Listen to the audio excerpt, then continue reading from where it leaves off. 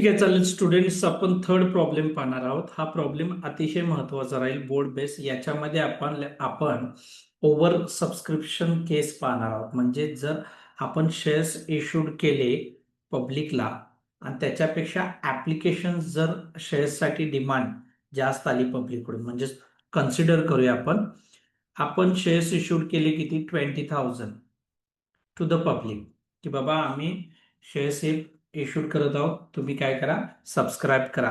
अशा पद्धतीने कंपनीने 20,000 इक्विटी शेअर्स इश्यूड केलेले असतील पब्लिकला आणि ऍप्लिकेशन रिसिव्ह झाले 25,000 शेअर्ससाठी. तर मग अशा केसमध्ये डिमांड ही जास्त झालेली आहे. अशा केसमध्ये कंपनी किंवा आपण म्हणतो हा प्रॉब्लेम कोणता आहे, ओव्हर सबस्क्रिप्शनचा आहे. कोणता आहे, ओव्हर सबस्क्रिप्शनचा. मग अशा केसमध्ये शेअर्स कशा स्वरूपात डिस्ट्रीब्यूट केले जातील पहा. एक तर लक्षात ठेवायचं, आपण कंपनीने जितके शेअर्स इश्यूड केलेले आहेत तितकेच शेअर्स कंपनी डिस्ट्रीब्यूट करणार आहे.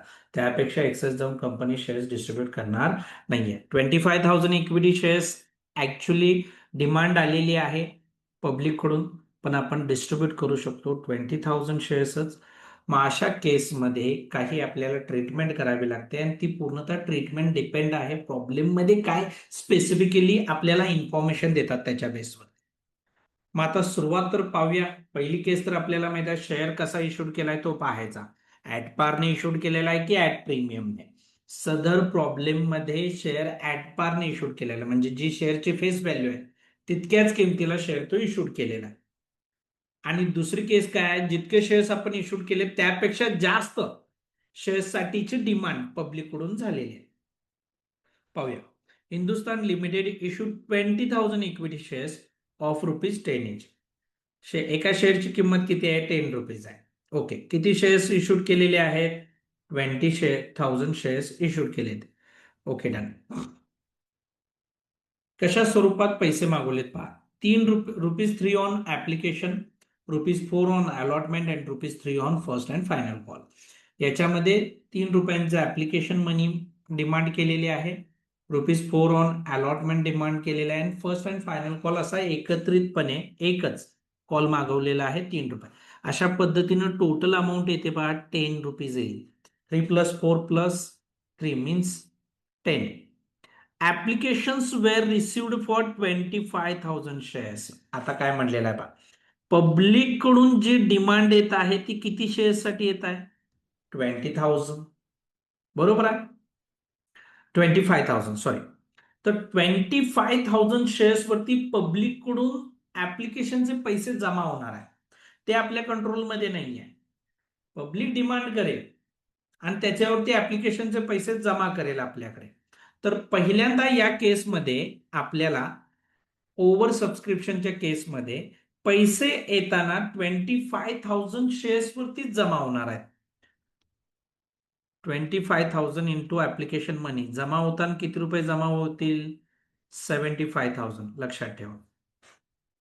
ऍक्च्युली एक्सेस ऍप्लिकेशन किती आले ते पाहूया आपण. किती एक्सेस ऍप्लिकेशन आले, ऍक्च्युली इश्यूड किती केलेत, we have issued 20,000 shares. Application received किती झाले शेअर्ससाठी, ऍप्लिकेशन रिसिव्ड किती झाले, 25,000. समजून घ्या व्यवस्थित. तर 20,000 शेअर्सच आपण डिस्ट्रीब्यूट करू शकतो. ऍप्लिकेशन मनी घ्यायला पाहिजे होती आपण 20,000 शेअर्स वरती ₹3, 60,000. बट ऍक्च्युली पब्लिकने जी डिमांड केली आणि कंपनीजवळ जे पैसे भरले ते 25,000 शेअर्ससाठी डिमांड काय केलेले आहेत, भरलेले आहेत. आता तुम्ही म्हणाल की सर 20,000 शेअर्स इश्यू करताना पब्लिक 25,000 शेअर्ससाठी कसं अप्लाय करेल. तर डेफिनेटली लक्षात ठेवा, प्रत्येक पब्लिकने म्हणजे प्रत्येक व्यक्तीने काय केलेले असेल, शेअर्सची कमी जास्त प्रमाणात डिमांड केलेली असेल. कोणी 1,000 शेअर्ससाठी डिमांड केलेली, कोणी 500 साठी, कोणी 10 शेअर्ससाठी, कोणी 100 शेअर्ससाठी. आता एखाद्या व्यक्तीने केलेली शेअर्ससाठी डिमांड ही दुसऱ्या व्यक्तीला माहित आहे का, नाही. प्रत्येक जण आपापल्या परीने शेअर्ससाठी डिमांड करतोय आणि ते पैसे कंपनीला भरतोय ऍप्लिकेशनचे. मग असे टोटल सर्व व्यक्तींकडून किती शेअर्ससाठी डिमांड झाली, 25,000 शेअर्सची डिमांड झाली. मग लोकांनी ₹3 कंपनीजवळ किती रुपये भरले, 75,000. Say yes or no. Excess application जे आलेले मनी आहे ती किती आहे, तर ती आपल्याला इथं कॅल्क्युलेट करता येते. घ्याय पाहिजे होते 60,000, घेतली किती 75,000. म्हणजेच थोडक्यात 5,000 शेअर्सवरती आपण ₹3 एक्स्ट्रा घेतलेले किती आहेत सांगा, 15,000 आहेत. हे एक्सेस आहेत. हे काय आहेत, एक्सेस आहेत. याची ट्रीटमेंट काय करायची असते ते आपण पुढे पाहू. सध्या तरी इतक्याच इन्फॉर्मेशन वरून मी तुम्हाला काय करतोय, पहिली एंट्री देतोय. 25,000 शेअर्स वरती पैसे जमा झालेले दाखवावे लागतील. जितके जमा झालेले आहेत ते आपल्याला शो करावे लागतील. इन द बुक्स ऑफ लिहिणार आहे मी सुरुवातीला. In the books of Hindustan limited. Journal लिहा प्रॉपर. फर्स्ट नंबर एंट्री आहे. पैसे जमा होणार आहेत बँकेत. Bank is the receiver. So we will give debit to the bank account with ₹75,000. लक्षात ठेवा, 75,000 आले, त्याचीच मी एंट्री करत आहे इथं. Equity share application account. Equity share application account. जितके प्रॉब्लेम देतो ना प्रत्येक टॉपिक वरती, त्या प्रॉब्लेमची तयारी करा. डेफिनेटली बोर्डमध्ये त्या बेसवरतीच प्रॉब्लेम विचारले जातील. फक्त तुम्हाला पाहावे लागतील, व्यवस्थित राईट डाऊन करावं लागेल each and every problem. Being share application money received on 25,000 shares of ₹3 each. एका शेअरवरती ₹3 याप्रमाणे. Okay done. आता सेकंड नंबरला मात्र आपल्याला थोडंफार काय करायचं आहे, इथं विचार करून आन्सर्स लिहायचे आहेत. हे मात्र लक्षात ठेवायचं. इथं आपल्याला कोणत्याही स्वरूपात गडबड करायची नाहीये. एक्सेस ऍप्लिकेशन मनी किती आहे, 15,000 आहे, एवढं लक्षात ठेवा. सेकंडला मी काय करतोय पहा, एंट्रीमध्ये. सेकंड एंट्रीमध्ये पहिलं काम करेन मी, इक्विटी शेअर ऍप्लिकेशन अकाउंटला डेबिट देईन, जे आपण प्रत्येक एंट्रीमध्ये देत आलोय. एकदा क्रेडिट एकदा डेबिट. किती रुपयांचं डेबिट देईन, तर डेफिनेटली क्रेडिट दिल तर मी 75,000, तर डेबिट देणार आहे मी 75,000. आता मला काय करायचं आहे पहा, ऍप्लिकेशन आले 25,000 शेअर्ससाठी, बरोबर आहे. We have receive the application money. तर वर्किंग नोट प्रॉपर मी देतोय, व्यवस्थित पहा. ऍप्लिकेशन मनी काय केली, रिसिव्ड केलेली आहे. समजून घेण्यासाठी आहे, तिथं तुम्ही ओरली करू शकता calculation. 25,000 shares into ₹3, 75,000. Okay.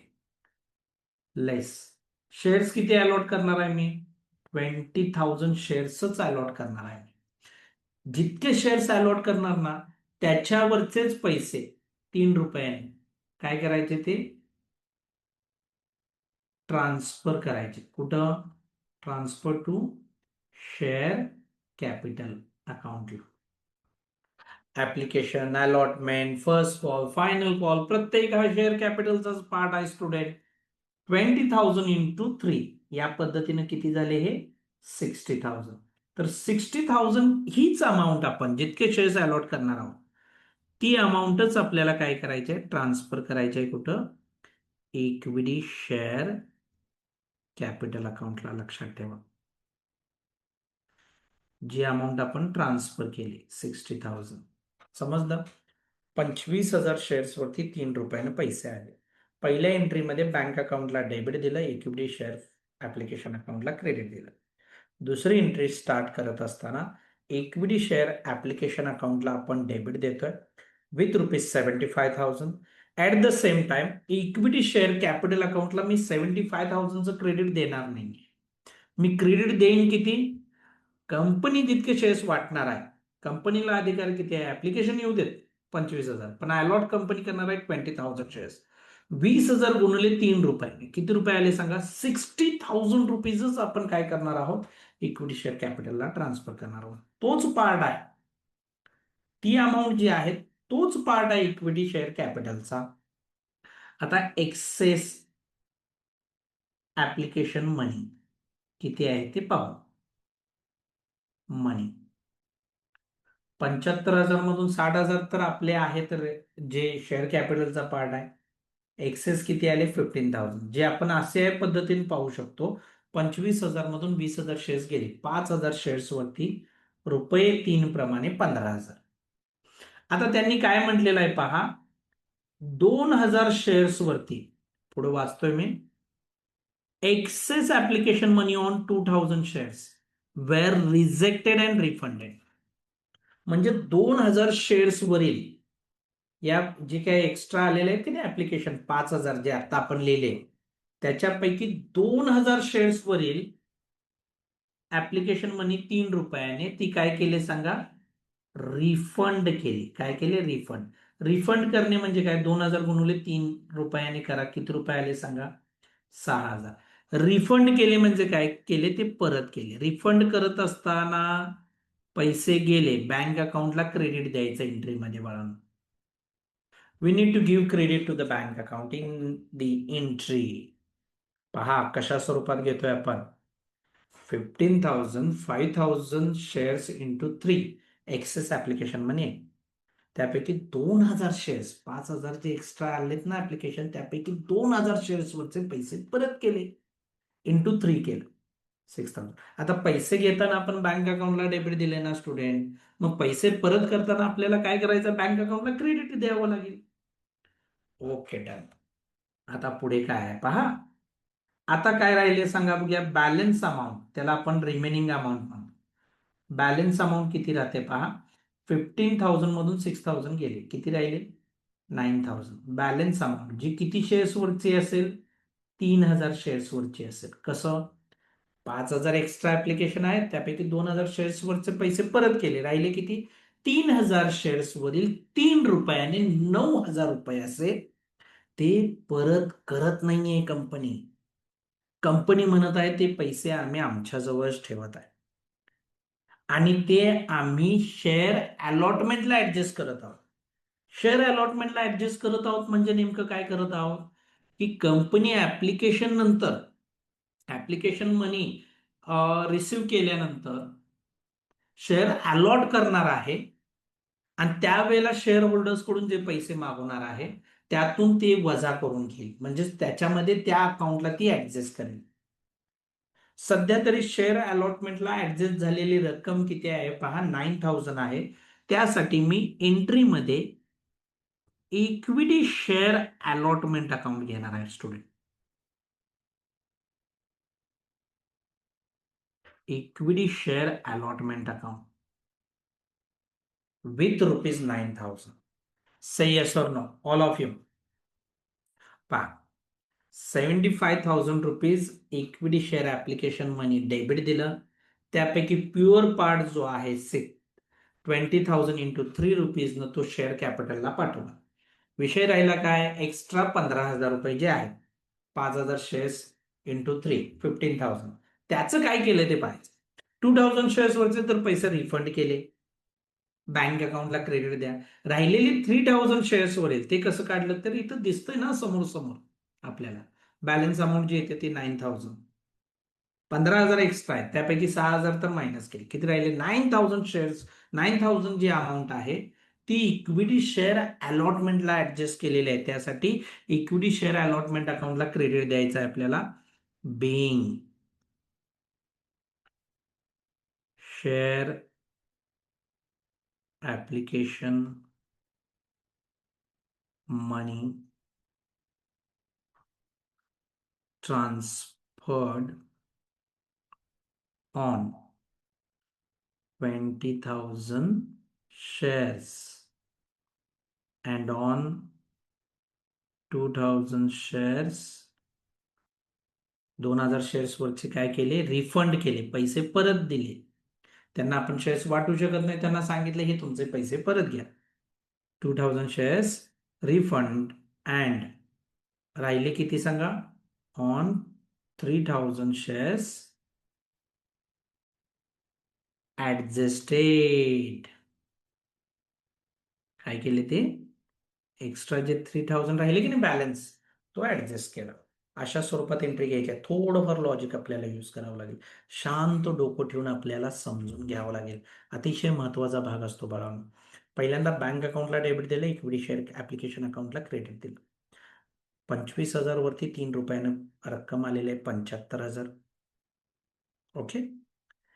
Actually जेवढ्याचं credit दिलेलं आहे इक्विटी शेअर ऍप्लिकेशन अकाउंटला, मी सेकंड एंट्रीमध्ये डेबिट देतो. पहिलं काम तर झालं. 2 लिहिताना इक्विटी शेअर कॅपिटल लिहिणार. ट्रान्सफर करताना आपण 25,000 गुणिले 3 करणार नाही. जितके शेअर्स आपण अलॉट करणार आहोत तितकीच अमाऊंट ट्रान्सफर करायची. 20,000 इंटू 3 किती आले? 60,000. आता जे रिफंड केलेले आहेत त्यासाठी बँक अकाउंट घ्यायचा. 2,000 शेअर्स वरती 3 रुपये ऍप्लिकेशन परत केले आणि राहिलेली अमाऊंट म्हणजे 3000 शेअर्स वरील काय करताय? अलॉटमेंटला ऍडजस्ट करतात. त्यासाठी इक्विटी शेअर अलॉटमेंट अकाउंट घेतलेला आहे. हे पैसे कंपनी म्हणते ज्यावेळेला आम्ही अलॉटमेंटचे पैसे मागवतोय ना त्यातनं वजा करून घेतो, ते तुम्हाला परत करत नाही. 3 नंबरची आता आपल्याला एंट्री करायची आहे. इक्विटी शेअर अलॉटमेंटचे पैसे मागवायचे आहेत student. We need to do entry for equity share allotment account. त्यासाठी इक्विटी शेअर अलॉटमेंट अकाउंटला आपण डेबिट देणार आहोत आणि इक्विटी शेअर कॅपिटल अकाउंटला आपण काय करणार आहोत स्टुडंट? क्रेडिट देणार आहोत. Okay, done. Being share allotment money due. किती शेअर्स अलॉट करत आहोत आपण? 20,000. आता लक्षातच आलंय आपल्या. On due on 20,000 shares of rupees. किती रुपयांचा अलॉटमेंट आहे चेक करूया ना स्टुडंट? 4 रुपयांचा आहे बघा. त्यामुळे ₹4 इच म्हणावं लागेल. अतिशय सोपं आहे, लक्ष द्यावं लागतं. 20,000 इंटू 4 करा. डेफिनेटली अमाऊंट किती डिमांड केलेली आहे आपण अलॉटमेंटची? 80,000. वर्किंग नोट नंबर सेकंड मध्ये जा. शेअर अलॉटमेंट मी लिहितो इथं. ड्यू 20,000 शेअर्स अलॉट करत आहे with ₹4 per share. It means that we are demanding ₹80,000 per share allotment account. Okay, done. Next equity share अलॉटमेंटचे पैसे येणार. पैसे येणार म्हणजे काय करणार मी सांगा? I will give debit to the bank account. Okay. किती रुपयाने डेबिट द्यायचे ती अमाऊंट लिहायची नाहीये. इथं सर्वात महत्वाची गोष्ट आहे. 2 कशाचे पैसे येत आहेत त्यासाठी मी काय करतोय? I will give credit to the equity share allotment account. Okay, done. आता पहा डिमांड किती केलेत आपण? 80,000 केलेले आहेत, हे तर मान्य आहे. यातून आपल्याला लेस करायचे आहेत जे एक्सेस ऍप्लिकेशन मनी आपण काय केलेले होते? ऍडजस्ट केलेली होती. ऍडजस्टेड टू कुठल्या अकाउंटला? अलॉटमेंटला. जे पैसे आपण एक्स्ट्रा घेतलेले की नाही त्यापैकी 15,000 घेतलेले त्यापैकी 6,000 परत पाठवलेले, पण 9,000 परत पाठवलेले नव्हते. ते 9,000 रुपीज आपण अलॉटमेंट मधून वजा करून घेतो म्हणून सांगितलेलं होतं शेअर होल्डर्सना. तर ते 9,000 आता आपल्याला मिळणार नाहीत. ते ऑलरेडी आपल्याला आलेले आहेत. तर 80,000 मधून ते 9,000 आपल्याला मायनस करावे लागतील. We will receive allotment receipt to entry म्हणायचं आहे ना. Allotment receipt. लॉजिक यूज करा स्टुडंट. कॉन्सेप्ट क्लिअर असली की सर्व गोष्टी होतात. 71,000 being share allotment duly received. Duly received झालेला आहे. Okay done. पुढे जाऊया. Equity share first and final call साठीची एंट्री आहे आपल्याला. Equity share first and final call एकत्र घेतलाय student. First and final call 20,000 shares वरती तो डेफिनेटली 3 रुपयांचा आहे. अशा पद्धतीनं डिमांड करताना किती रुपये डिमांड करणार आहोत आपण? 60,000 आहेच इथं 3 रुपीज डिमांड करत असताना we give debit to the equity share first and final account, final call account debit. Right, व्यवस्थित करून घ्या. 60,000 we are demanding 60,000. We give credit to the equity share capital account. ना हा पार्ट कशाचा आहे? कॅपिटलचा आहे. त्यामुळे we give credit to the equity share capital account with ₹60,000. ना being share first and final call due on 20,000 shares of ₹3 each. Narration मध्ये फक्त ड्यू लिहिला तरी सुद्धा चालतं. फक्त मी एक्स्ट्रा माहिती देत असतो कारण की अंडरस्टँडिंग लेवल आपलं वाढलं पाहिजे. एक्झामिनर देखील इतकी इन्फॉर्मेशन देतो तर निश्चितच तो काय करेल? आपल्याला मार्क्स देऊन जाईल. नेक्स्ट आहे ऍप्लिकेशन मनी झालेला आहे. आपला अलॉटमेंट झालं. फर्स्ट अँड फायनल कॉलला आपण पोहोचलेलो. फर्स्ट अँड फायनल कॉल मागवलेला आता तो येणार आहे. कुणी शेअर होल्डरने, कुणी एखाद्या शेअर होल्डरने पैसे दिलेले नाहीयेत की दिलेत दिलेले नाहीयेत का ते चेक करायचं आपल्याला. All due money on shares was received. सर्व जे पैसे आहेत ते शेअर्स वरती रिसिव्ड झालेले आहेत. फक्त एक्सेप्ट सोडून. कुणाला सोडून? पहा, मिस्टर राजन जो आपला शेअर होल्डर आहे, ज्यांना किती शेअर्स धारण केलेत? 1,000. ते त्यानं काय केलेलं आहे? शेअर्स 1,000 त्यानं शेअर्स धारण केलेले आहेत, म्हणजे त्याला 1,000 शेअर्स कंपनीने अलॉट केलेले आहेत. त्या शेअर्सवरती first and final call received झालेला नाहीये. ते पैसे आपल्याला मिळालेले नाहीये. बाकीचे पैसे मिळालेले असतील. मग आता या केसमध्ये मी काय करणार आहे? ही अमाऊंट जी टोटल 60,000 आहे ना, त्यातून 1,000 शेअर्स वरती 3 रुपयाने तो आलेला नाही आहे final call, first and final call. ते 3,000 रुपये आले नाहीत म्हणजे आले किती सांगा? आउट ऑफ 60,000 जर 3,000 आलेले नाहीत तर आले किती? First and final call 57,000 rupees आलेले आहेत. त्यासाठीची एंट्री आता आपण घेतोय. Okay done. 6 मध्ये बँक अकाउंटला डेबिट देऊ आपण. We will give debit to the bank account and credit to equity share first and final call account. किती रुपये अमाऊंट येते? 57,000. आता ही एंट्री अशा स्वरूपात बरोबरच आहे स्टुडंट. ओके, अशा स्वरूपात ही बरोबर आहे. किंवा त्याला आपण एक एंट्री पास करू शकतो ज्यामध्ये आपल्याला काय करायचं? बँक अकाउंटला डेबिट द्यायचं आहे. किती रुपये जमा झाले सांगा? 57,000. जे पैसे आलेले नाहीत त्यासाठी कॉल इन ॲरियर्स घ्यायचं आहे आपल्याला अकाउंट. जे पैसे आलेले नाहीत, किती रुपये आलेले नाहीयेत? 3,000. त्यासाठी कॉल इन ॲरियर्स घ्यायचा आणि टू लिहायचा आहे equity share first and final call account. Call in arrears account open केला तर निश्चितच आपण तो या स्वरूपात घेऊ. ही बेस्ट मेथड आहे, लक्षात ठेवा. पुढे आपल्याला बरं पडतं. आपण काय करतो? Being share first and final call received on किती शेअर्सवर पैसे आलेले नाहीत? 1,000 वर. मागवलेले 20,000 शेअर्स. मग 1,000 वर आले नाही म्हणजे आले किती शेअर्सवरती? 19,000. 19,000 shares. 19,000 call received on 19,000 shares of rupees 3 each. Okay done. He entry pass करा किंवा ही करा. कॉल इन एरियर्स घेतला तर बेस्टच आहे. ओके, त्यासाठी काय करतो, बँकेत पैसे जमा झाले 57,000 जे आले नाही त्यासाठी डेबिट द्यायचं कॉल इन एरियर्सला, आणि to equity share first and final call account जो 60,000चा डिमांड केला तो 60,000 द्या.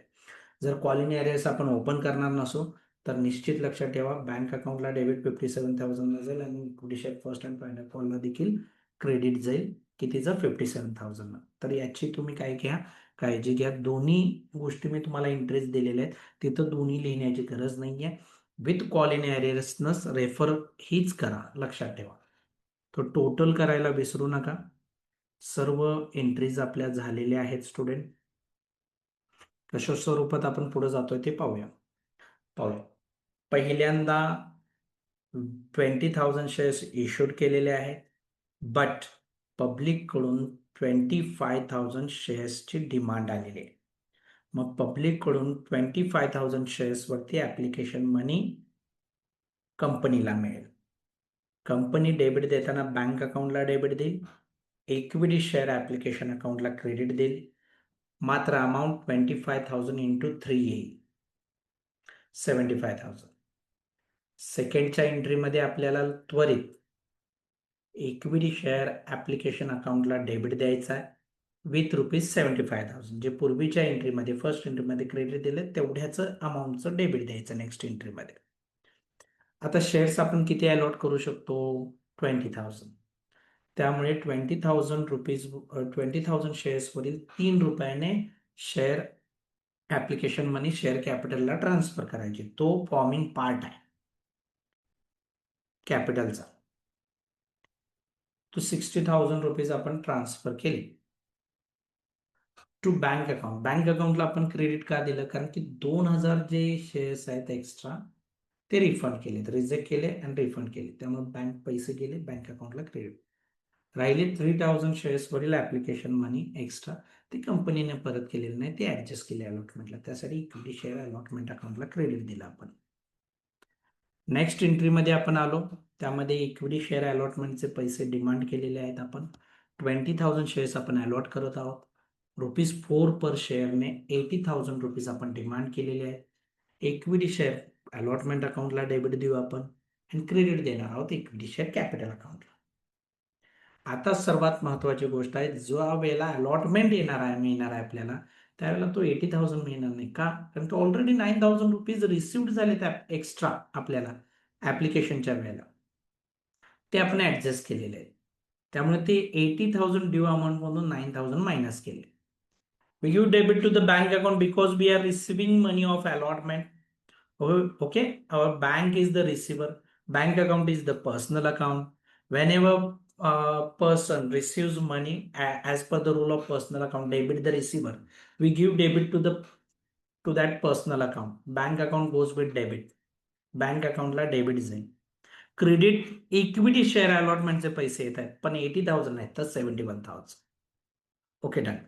त्यानंतर equity share first and final call जो आहे तो बॅलन्स ₹3 घेतला आपण, इंटू 20 केले 60,000. Equity share first and final call account debit द्या आणि to equity share capital account लिहा, हे माहित आहे आपल्याला.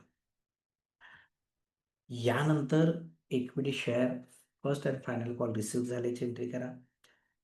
बँक अकाउंटला डेबिट, कॉल इन एरियर्स अकाउंटला डेबिट आणि to equity share first and final call account. जर कॉल इन एरियर्स घेतला नाही तर एंट्री कशी घ्यायची आहे त्याची माहिती मी तुम्हाला दिलेली आहे. Okay done. टोटल करून घेऊया स्टुडंट्स. 75 प्लस 75 150, 230, 230 प्लस 60 290, 290 प्लस 71 361, 361 ही घ्या टोटल. ओके, ही एंट्री मी आता काउंट करत नाही. 361 आलेले होते आपले, त्याच्यामध्ये हे 60,000 या एंट्रीची अमाऊंट ऍड करतो मी. या टोटलला शक्यतो करून इतकं महत्व असत नाही स्टुडंट. 4,21,000 येतील. तर हा प्रॉब्लेम व्यवस्थित मी समजावून सांगितलेला आहे. बोर्ड बेस विचारले जाणारे जे क्वेश्चन्स आहेत त्याच्या आधारावरती मी प्रॉब्लेम्स देत आहे. हा 3rd नंबरचा प्रॉब्लेम दिलेला आहे. अजून 2 एक्झाम्पल आपल्याला घ्यायचे आहेत. राईट डाऊन करून घ्या व्यवस्थित. काही डाउट्स असतील तर तुम्ही विचारू शकता. Thank you very much.